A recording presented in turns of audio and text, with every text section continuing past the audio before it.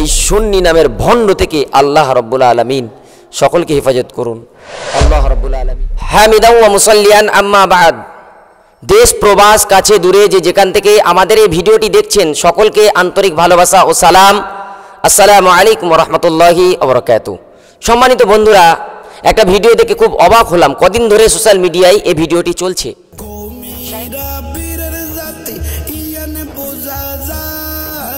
সুন্দর সুন্দর ফোয়া পাইলে রাতে কাজ চালায়, ও ভাই সুন্দর সুন্দর ফোয়া পাইলে রাতে কাজ চালায়।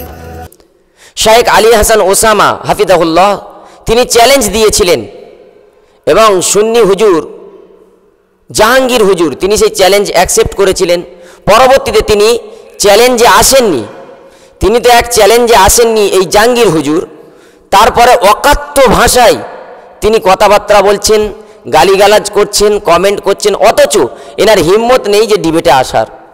তিনি অকাট্য ভাষায় গালিগালাজ করছেন। আস্তাগফিরুল্লাহল আযীম। একজন মুমিনের শান কি এটা হতে পারে? আসুন কোরআন মাজিদ আমাদেরকে কি শিক্ষা দিয়েছে।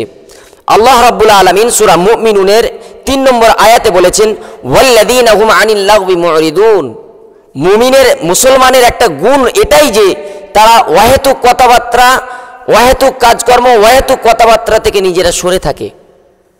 তাহলে এই জাহাঙ্গীর হুজুর অহেতুক একজন ইসলামিক স্কলার হয়ে এই ধরনের অকাট্য ভাষায় তিনি কিভাবে কথা বলতে পারেন? তিনি কিভাবে গালি নিয়ে একটা সঙ্গীত বানাতে পারেন? সম্মানিত বন্ধুরা, আসুন গালি দেওয়া মুসলমানের কাজ কি এ সম্পর্কে সহিহ বুখারীর 48 নম্বর হাদিসটি একটু লক্ষ্য করব। মুসলমানদেরকে গালি দেওয়া গুনাহ, গালি দেওয়া ফাসেকি কাজ। গালি ব্যক্তি, পরিবার, সমাজ সব কিছুকে কি করে? একদম সব কিছুর মধ্যে অশ্লীলতা ছড়ায়। ব্যক্তির মধ্যে, সমাজের মধ্যে, ঘরের মধ্যে অশ্লীলতা ছড়ায় এই গালি। অথচ এই স্কলাররা খুব জোর গলায় গালি দিয়ে সঙ্গীত বানাচ্ছেন। আস্তাগফিরুল্লাহল আযীম। সম্মানিত বন্ধুরা, হযরত আব্দুল্লাহ ইবনে মাসউদ রাদিয়াল্লাহু তাআলা আনহু বলেছেন, সিবাবুল মুসলিমি ফুসুক ওয়া কিতালুহু কুফরুন। মুসলমানদেরকে গালি দেওয়া ফাসেকি কাজ, আর মুসলমানদের বিরুদ্ধে লড়াই করা কুফরি। সহিহ বুখারীর 48 নম্বর হাদিস পানির মতো স্পষ্ট করে দিয়েছে যে গালি দেওয়া একজন মুমিনকে, একজন মুসলমানকে ফাসেকি কাজ। আর ইনি একজন ইসলামিক স্কলার হয়ে, এই জাহাঙ্গীর হুজুরকে বলছি আমি, তিনি একজন ইসলামিক স্কলার হয়ে কিভাবে তিনি এই গালি দিয়ে একটা সঙ্গীত বানাতে পারেন? বড় অবাক হতে হয়। সম্মানিত বন্ধুরা, মুমিনের শান, মুসলমানের শান। হযরত আবু হুরায়রা রাদিয়াল্লাহু তাআলা আনহু থেকে বর্ণিত যে রাসূল সাল্লাল্লাহু আলাইহি ওয়াসাল্লামকে জিজ্ঞাসা করা হলো, কোন আমলের কারণে লোকেরা জান্নাতে বেশি দাখিল হবে? তিনি বললেন, ইত্তাকুল্লাহ, আল্লাহর ভয় আর উত্তম চরিত্র। আল্লাহর ভয় আর উত্তম চরিত্রওয়ালারা বেশি জান্নাতে প্রবেশ করবে। সুবহানাল্লাহ। তারপরে রাসূল করিম সাল্লাল্লাহু আলাইহি ওয়াসাল্লামকে জিজ্ঞেস করা হলো, কোন আমলের কারণে লোকেরা বেশি জাহান্নামে যাবে? তিনি ইরশাদ করলেন, মুখ আর লজ্জাস্থান।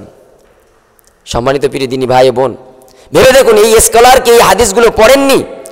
সুনানে তিরমিজির এই হাদিস কি ইনি পড়েননি? অথচ তিনি জেনে বুঝেও এত বড় বড় অকাট্য ভাষা তার জবান থেকে কি করে আসতে পারে?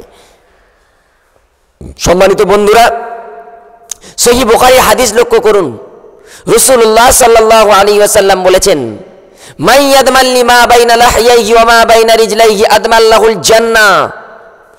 আল্লাহ রাসূল সাল্লাল্লাহু আলাইহি ওয়াসাল্লাম বলেছেন, যে ব্যক্তি আমার ব্যাপারে তার দুটো জিনিসের হেফাজত করবে, এক মুখ, দ্বিতীয় হলো লজ্জাস্থান, এই দুটো জিনিসের যারা হেফাজত করবে, আমি নবী তাদের জন্য দায়িত্ব নিলাম, তাদেরকে জান্নাতে নিয়ে যাব। সুবহানাল্লাহ। অথচ বক্তা সাহেব ফাসেকি কাজ করছে, আর কিছু শ্রোতা তারা বলছে সুবহানাল্লাহ, ঠিক ঠিক ঠিক। বড় অবাক হতে হয়। আপনি জাহাঙ্গীর হুজুর, আপনি শুধু সুন্নিদেরকে কলঙ্কিত করছেন না, বরং ইসলামকে কলঙ্কিত করছেন, মুসলমানদের মধ্যে বিভ্রান্তি ছড়াচ্ছেন। আপনার যদি সেই সৎ সাহস থাকে, আপনি ডিবেটে বসুন, সেখানে পরাজয় করিয়ে দিন, তাহলে আপনাদেরটা আমরা গ্রহণ করে নেব। আলী হাসান হোসামা হাফিজাহুল্লাহ সেটা গ্রহণ করে নেবেন। আর যদি আপনারা প্রমাণ করতে না পারেন তাহলে আমাদের ওলামায়ে দেওবন্দ যেটা প্রমাণ করিয়ে দেবে সেটা মাথা নিচু করে মেনে নিতে শিখুন। অনর্থক কথাবার্তা বলে আপনি জাতিকে কি মেসেজ দিতে চাচ্ছেন, জাতিকে কি উপদেশ দিতে চাচ্ছেন আপনি এই গালিগালাজ করে? সম্মানিত বন্ধুরা, এটা কোনো মুমিনের শান হতে পারে না। তারপরেও আবার একজন ইসলামিক স্কলারের মুখে এ সমস্ত ভাষা খুব আমাদেরকে অবাক করে তুলেছে। আল্লাহ রাব্বুল আলামিন আমাদের প্রত্যেককে সমস্ত রকমের খুরাফাত থেকে হেফাজত করুন, সমস্ত রকমের খুরাফাত থেকে হেফাজত করুন। এই সুন্নি নামের ভণ্ড থেকে আল্লাহ রাব্বুল আলামিন সকলকে হেফাজত করুন। আল্লাহ রাব্বুল আলামিন আমাদের জিন্দগিকে তার রাসূল সাল্লাল্লাহু আলাইহি সাল্লামের সুন্নতের আদর্শে, সুন্নতের তরিকায় জীবনযাপন করার তৌফিক দান করুন।